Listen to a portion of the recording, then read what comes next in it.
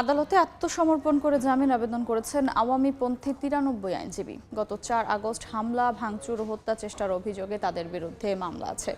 সকালে ঢাকা মহানগর দায়রা জজ আদালতে এই আইনজীবীদের পক্ষে জামিন আবেদন করা হয়। আবেদনকারীদের মধ্যে আছেন ঢাকা ১২-র সাবের সভাপতি সাইদুর রহমান মানিক, শাহ আলম, মাহবুবুর রহমান, আবু সাইদ সাগর, আসাদুর রহমান রচি, সাইবার ট্রাইব্যুনালের পিপি নজরুল ইসলাম শামীম সহ বারের সাবেক সদস্যরা।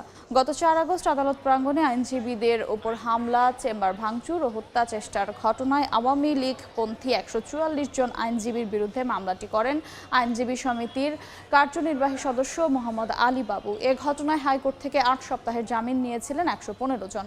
৭ এপ্রিল অন্তর্বর্তীকালীন জামিনের মেয়াদ শেষ হবে।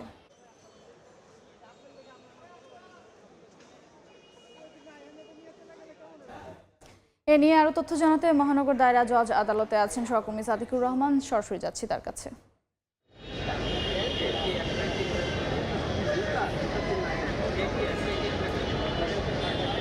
হ্যাঁ, বৈষম্য বিরোধী ছাত্র আন্দোলন চলাকালে গত বছরের আসলে ৪ আগস্ট ঢাকার যে আদালত প্রাঙ্গণের আশপাশের বিভিন্ন যে আইনজীবীদের চেম্বার আছে, এইসব চেম্বারে আসলে ভাঙচুর চালানো হয় এবং অগ্নিসংযোগ করা হয়।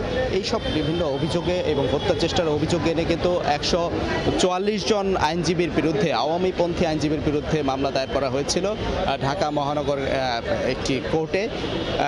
ঢাকা আইনজীবী সমিতির একজন সদস্য এই মামলাটি করেছিলেন, যেখানে আসামি করা হয়েছিল ১৪৪ জন আইনজীবীকে, এবং সেই আওয়ামীপন্থী ১৪৪ জন আইনজীবীর মধ্যে ১১৫ জন উচ্চ আদালত থেকে জামিনে ছিলেন ৮ সপ্তাহের, এবং জামিনের মেয়াদ কিন্তু আগামীকালকে শেষ হবে। এবং তারা তার একদিন আগেই আজকে ঢাকা মহানগর দায়রা জজ আদালতে একটি জামিনের আবেদন করেছেন। আত্মসমর্পণ করে জামিনের একটি আবেদন জমা দিয়েছেন। সেই আবেদনের উপর শুনানি হবে আজকে দুপুর ২টার সময়, এবং একজন আইনজীবী আবেদনপত্রটি জমা দিয়েছেন জামিনের, এবং আর বাকি যারা আছেন আশপাশে ঘোরাফেরা করছেন, বিভিন্ন জায়গায় আছেন, তাদের সাথে আমি কথা বলেছি। তারা যেটা বলছেন যে আসলে তাদের আসলে হয়রানি করা হচ্ছে এর মাধ্যমে, এবং তারা যেটা বলছেন যে ঘটনার ৬ মাস পরে মামলাটি দায়ের করা হয়েছে, অর্থাৎ ৪ আগস্ট ঘটনা ঘটেছে এবং মামলা দায়ের করা হয়েছে ৬ ফেব্রুয়ারি। এই বিষয়টিকে তারা এইভাবে তুলছেন, এবং শুনানি হবে। শুনানির পর আদালত তাদের বিষয়টি